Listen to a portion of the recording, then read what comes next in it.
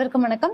அரசு அதிகாரிகளை உருவாக்கும் நோக்கில் உங்கள் இம்பல்ஸ். ஸோ நம்ம பாக்ஸ் கண்டென்ட்ஸ் எல்லாமே பார்த்துட்டு இருக்கோம். இப்போ 7th சோஷியல் சயின்ஸ் டேர்ம் 1ல இருந்து ஜியாகிரபியில செகண்ட் லெசன் நம்ம பார்க்க போறோம். ஓகேங்களா? செகண்ட் லெசன் என்ன அப்படின்னா நிலத்தோற்றங்கள். ஸோ இதுல என்னென்ன பாக்ஸ் கண்டென்ட்ஸ் கொடுத்துருக்காங்க அப்படின்னு பார்க்கலாம். ஸோ நிலத்தோற்றங்கள் அப்படின்னு பார்க்கும்போது நம்மளுடைய பூமியில புவியினுடைய மேற்பரப்புல என்னென்ன வகையான நிலத்தோற்றங்கள் இருக்கு அப்படிங்கிற மாதிரிலாம் சொல்லியிருப்பாங்க. சரிங்களா? ஸோ இதுல முதல்ல ஓகே. ஸோ இதுல பார்த்தோம் அப்படின்னா கடின பாறைகள் இருக்கும், அதுக்கப்புறமா மென் பாறைகள் இருக்கும்.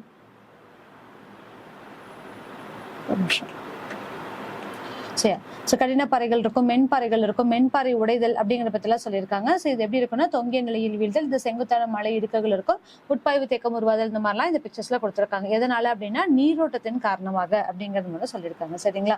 ஸோ இந்த பாக்ஸ் என்ன கொடுத்துருக்காங்க அப்படின்னு பார்க்கலாம்.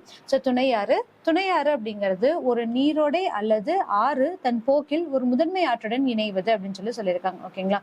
ஸோ வேற ஏதாவது ஒரு இடத்துல இருந்து வந்து ட்ரிபியூட்டரிஸ், ஸோ அது வந்து ஒரு மெயின் ஆறோட சேர்ந்து கலக்கிறது வந்து துணையாறு அப்படின்னு சொல்லி கொடுத்துருக்காங்க. ஒரு நீரோடை அல்லது ஆறு தன் போக்கில் ஒரு முதன்மை ஆற்றுடன் இணைவது. கிளையாறு அப்படிங்கிறது முதன்மை ஆற்றிலிருந்து பிரிந்து செல்லும் ஆறு. ஸோ இதுதான் வந்து கிளையாருக்கும் துணையாருக்கும் உள்ள டிஃபரன்ஸ். ஓகேங்களா? ஸோ துணையாறு ட்ரிபியூட்டரி அப்படிங்கிறது என்ன அப்படின்னா இங்க இருந்து வேற ஏதோ ஒரு இடத்துல இருந்து வரக்கூடிய ஒரு மூலம் நம்மளுடைய முதன்மை ஆறோட இணையிறது. கிளையாறு அப்படிங்கிறது ஆறுல இருந்து பிரியக்கூடிய ஒரு பகுதியா இருக்கு. ஓகேங்களா? இது வந்து இதோட டிஃபரன்ஸ். ஸோ இந்த பாக்ஸ் என்ன கொடுத்துருக்காங்கன்னு பார்க்கலாம். தென் அமெரிக்காவில் உள்ள வெனிசுலா நாட்டில் காணப்படும் ஏஞ்சல் நீர்வீழ்ச்சி. ஸோ இதுதான் வந்து ஃபர்ஸ்ட் ஒன். ஏஞ்சல் நீர்வீழ்ச்சி தான் உலகிலேயே மிக உயரமான நீர்வீழ்ச்சி அப்படின்னு சொல்லியிருக்காங்க. வட அமெரிக்காவில் கனடா மற்றும் அமெரிக்க ஐக்கிய நாடுகளினுடைய எல்லையில் உள்ள நயாகரா நீர்வீழ்ச்சி மற்றும் ஆப்பிரிக்காவில் உள்ள ஜாம்பியா மற்றும் ஜிம்பாப்வே நாடுகளுடைய எல்லையில் உள்ள விக்டோரியா நீர்வீழ்ச்சி ஆகியன முக்கியமான நீர்வீழ்ச்சிகள் ஆகும். ஓகேங்களா? First one angel, second one Niagara, third one வந்து விக்டோரியா. ஓகேங்களா? ஸோ இந்த நீர்வீழ்ச்சி மூணும் முக்கியம் அப்படின்னு சொல்லியிருக்காங்க. ஸோ உலகத்தில் இருக்கக்கூடிய பெரிய நீர்வீழ்ச்சிகள் அப்படிங்கிறதா இதில் இருக்கக்கூடிய விஷயம். சரிங்களா? ஸோ இந்த பாக்ஸ் எப்படி கொடுத்துருக்காங்கன்னு பாருங்க. ஆற்றின் அரிப்பு கழுத்து பகுதிகளை குறுக செய்கிறது அப்படின்னு சொல்லிட்டு, ஸோ இங்க இருக்கக்கூடிய அரிப்புகள் எல்லாமே வந்து பார்த்தோம் அப்படின்னா இந்த இடத்த வந்து குட்டி பண்ணும் அப்படின்னு சொல்றாங்க. ஸோ இதை கம்பேர் பண்ணும்போது இது பாருங்க இன்னுமே கொஞ்சம் பெருசாயிருக்கு. அப்ப வெள்ளப்பெருக்கு காலங்களில் ஆறு தன் போக்கை நேராக மாற்றிக்கொள்கிறது. ஸோ இப்படி இருக்கக்கூடிய இடத்துல இருந்து திருப்பி என்ன ஆயிடுச்சு அப்படின்னா ஸ்ட்ரைட்டா வர ஆரம்பிச்சிருச்சு. புதிய நேரான ஆற்றுப்பாதை உருவாகுது. அப்ப இந்த இடம் என்னவாகுது அப்படின்னு சொல்லி பார்க்கும்போது இது துண்டிக்கப்பட்ட பகுதியாக மாறுது. ஸோ இதை வந்து குதிரை குழம்பு ஏரி அப்படின்னு சொல்லுவோம். ஸோ இதை வந்து ஆற்று வளைவு அல்லது குதிரை குழம்பு ஏரி, அதாவது துண்டிக்கப்பட்ட அப்படின்னு சொல்றாங்க. ஸோ இதுல இருந்து இதோடைய துண்டிப்படைஞ்சு தனியா ஒரு நீரோட்டங்களா வந்து உருவாக ஆரம்பிக்குது. சரிங்களா? ஸோ இந்த கார்னர்ஸ் எல்லாம் கொடுத்துருக்கிறதெல்லாம் என்ன அப்படின்னு சொல்றாங்கன்னா இதெல்லாம் படிய வைத்தல் மூலியமா வரக்கூடிய மாற்றங்கள். சரிங்களா? இந்த ரெட் என்ன கொடுத்துருக்காங்க அப்படின்னு சொல்லி பார்க்கும்போது அரிப்புகள் ஏற்படக்கூடிய இடங்கள் அப்படின்னு சொல்லி கொடுத்துருக்காங்க. ஓகே. நெக்ஸ்ட் ஒன், இந்த பாக்ஸ் என்ன கண்டென்ட் கொடுத்திருக்காங்கன்னா ஆசியா மைனர், அதாவது துருக்கி என்ற நாட்டில் உள்ள மியாண்டர் ஆற்றினுடைய பெயரின் அடிப்படையில் ஆற்று வளைவு என்ற சொல் ஏற்பட்டுச்சு. சரிங்களா? ஸோ ஆற்று வளைவு அப்படிங்கிற சொல் வந்து மியாண்டர் இருக்கக்கூடிய பெரிய மியாண்டர் ஆற்றினுடைய பெயரின் அடிப்படையில தான் உருவாச்சு அப்படின்னு சொல்லியிருக்காங்க. காரணம், இந்த ஆறு அதிக திருப்பங்களுடனும் மற்றும் அதிக வளைவுகளுடனும் ஓடுகின்றது. அப்ப அதிகமா இருக்கக்கூடிய திருப்பங்கள் எதுன்னு சொல்லி பார்த்தோம்னா மியாண்டர்ல. ஸோ அது எங்க இருக்கு அப்படின்னு சொல்லி பார்த்தோம்னா துருக்கியில இருக்கு. ஓகேங்களா? அடுத்தது சரி வந்து பெயர்களை கண்டுபிடிக்கும் அப்படின்னு சொல்லி கொடுத்துருக்காங்க. நம்மளுக்கான ஒரு செயல்பாடுகளை கொடுத்துருக்காங்க. சரிங்களா?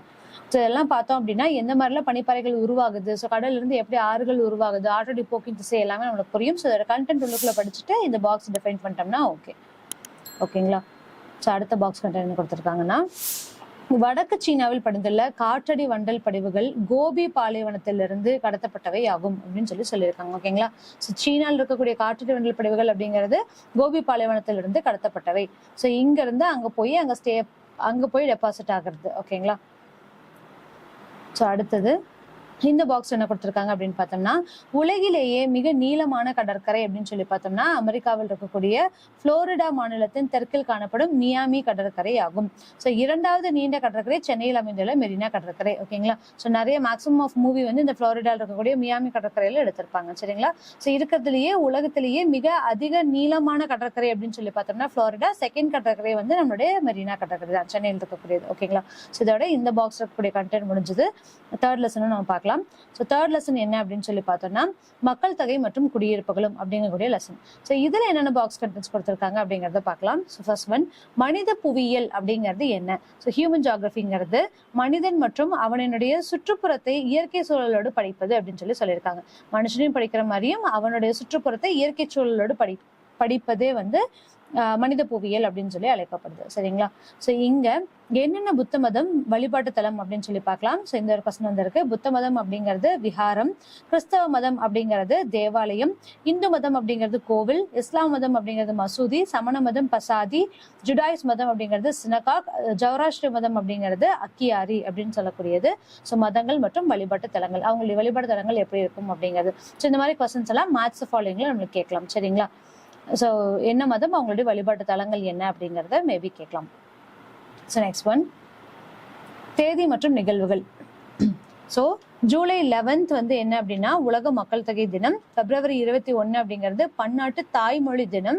ஒவ்வொரு ஆண்டும் ஜனவரியில் வரும் 3வது ஞாயிற்றுக்கிழமை அப்படின்னு சொல்லி பார்த்தோம்னா உலக மத நல்லிணக்க தினமாக கொண்டாடப்படுகிறது. மே 21 அப்படிங்கிறது உலக கலாச்சார பன்முகத்தன்மை தினமாக கொண்டாடப்படுகிறது. ஓகேங்களா? ஸோ இந்த மாதிரி டேஸ் கேட்கறதும் இம்பார்ட்டன்ட் தான். எந்த நாளில் எதை குறிப்பிடப்படுகிறது அப்படிங்கிறதையும் கேட்பாங்க. ஸோ குடியிருப்புகளுடைய படிநிலை, ஒவ்வொரு குடியிருப்புகள் அப்படின்னு சொல்லி பார்க்கும்போது கிராம குடியிருப்பு மற்றும் நகர்ப்புற குடியிருப்பு அப்படின்னு சொல்லி ஸ்பிரிட்ஸ் இருக்கும். கிராம குடியிருப்பு அப்படின்னு சொல்லி பார்க்கும்போது தனித்த சிறு கிராமம், கிராமம், சிறு சந்தை அப்படின்னு சொல்லிட்டு கிராம குடியிருப்புகளை ஸ்பிளிட் பண்ணியிருப்பாங்க. நகர குடியிருப்பு அப்படின்னு சொல்லி பார்க்கும்போது நகரம், மாநகரம், இணைந்த நகரம் அப்படின்னு சொல்லிட்டு இதை ஸ்பிளிட் பண்ணியிருப்பாங்க. ஓகேங்களா? ஸோ அதுக்கு இருக்கிற டெஃபினேஷன்ஸ் எல்லாம் இங்க இருக்கு. ஸோ நெக்ஸ்ட் ஒன், யாத்திரை குடியிருப்பு அப்படிங்கிறது என்னன்னா வழிபாட்டு தலங்களை சுற்றியும் அல்லது மத முக்கியத்துவம் வாய்ந்த இடங்களிலும் அமையும். ஓகேங்களா? ஸோ எங்க அப்படின்னா வழிபாட்டு தலங்கள்ல மற்றும் மத முக்கியத்துவம் வாய்ந்த இடங்கள்ல அமையும் சொல்லிட்டாங்க. எடுத்துக்காட்டு தமிழ்நாட்டில் உள்ள பழனியில் காணப்படும் குடியிருப்புகள் அப்படின்னு சொல்லி பார்க்கும்போது அதெல்லாம் யாத்திரை குடியிருப்பு அப்படின்னு சொல்லி அழைக்கப்படும். சரிங்களா? ஸோ அடுத்தது, ஸோ இந்த பாக்ஸ் கணக்கில் என்ன கொடுத்துருக்காங்க அப்படின்னா உலக சுகாதார நிறுவனத்தின் கூற்றுப்படி ஒரு ஆரோக்கியமான நகரத்திற்கு அவசியமா என்னென்ன இருக்கணும் அப்படிங்கறது இந்த பாக்ஸ்ல கொடுத்துருக்காங்க. தூய்மையான மற்றும் பாதுகாப்பான சுற்றுச்சூழல், அனைத்து மக்களினுடைய அடிப்படை தேவைகளை நிறைவேற்றுதல், உள்ளாட்சியில் உள்ளூர் மக்களை ஈடுபடுத்திக் கொள்ளுதல், எளிதாக கிடைக்கக்கூடிய ஆரோக்கிய சேவைகளை ஏற்படுத்திக் கொள்ளுதல். ஸோ இதெல்லாமே வந்து என்ன அப்படின்னு சொல்லி பார்த்தோம்னா WHO பொறுத்த வரைக்கும் ஒரு ஆரோக்கியமான நகரத்திற்கு என்னென்ன முக்கியத்துவம் இருக்கணும் அப்படிங்கிறத கொடுத்துருப்பாங்க. ஸோ இந்த பாக்ஸ்ல ஊரகத்துக்கும் நகரத்துக்கும் இருக்கக்கூடிய டிஃபரன்ஸ் கொடுத்துருக்காங்க. ஸோ ஊரகம் அப்படின்னு பார்க்கும்போது கிராமத்தில் வேளாண்மை வந்து முதன்மை தொழிலாக அமைஞ்சிருக்கும். நகரத்துல 2ஆம் மற்றும் 3ஆம் நிலை தொழில்களான தொழிற்சாலைகள் ஆட்கொண்டிருக்கும். ஸோ ஊரகத்துல வந்து மக்கள் அடர்த்தி குறைவா இருக்கும், இங்க மக்கள் அடர்த்தி அதிகமா இருக்கும். இது கிராமங்கள் மற்றும் குக்கிராமங்களா இருக்கும், இது பெருநகரங்கள் மற்றும் நகரங்களா இருக்கும். எளிதான அமைதியான வாழ்க்கை முறை இருக்கும், வேகமான சிக்கல் நிறைந்த வாழ்க்கை முறை இருக்கும் அப்படிங்கிறத சொல்லியிருக்காங்க. சரிங்களா? ஸோ இதோட 7th ஃபர்ஸ்ட் டேர்ம்ல இருக்கக்கூடிய ஜியோகிராஃபி கண்டென்ட்ஸ் எல்லாமே பார்த்துட்டோம். ஸோ அடுத்தடுத்த வீடியோஸ்ல அடுத்தடுத்து வரக்கூடிய லெசன்ஸ் எல்லாம் பார்க்கலாம். தேங்க்யூ.